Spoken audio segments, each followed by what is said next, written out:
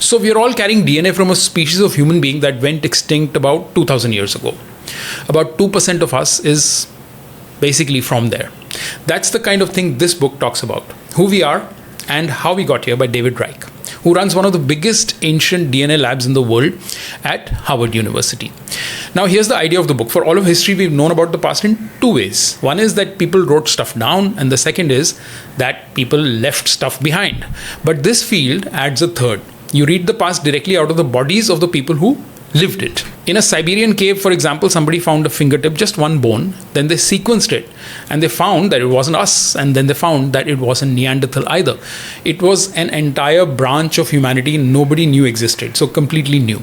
There was no skull, no face, no written records, no name. This was all found just from a finger thanks to DNA. And apparently then that pattern turns up everywhere that they look.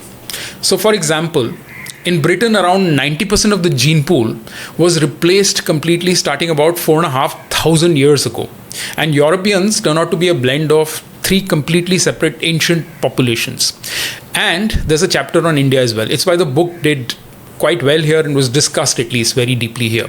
The short version is that every Indian alive descends from two very different ancient populations who mixed thousands of years ago, and then roughly about 2000 years back that mixing largely stopped. Communities began marrying only within themselves. Now the DNA evidence isn't really disputed about this, but why this could be polarizing or a little controversial is people fight about what it means about migration, about caste, about who was here first, and so on.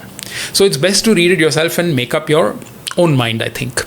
The overall theme of the book is that mixture isn't the exception in human history. Mixture is actually the mechanism, and that's how all of us got here to this point. It's a really, really interesting book. Try it and let me know what you think.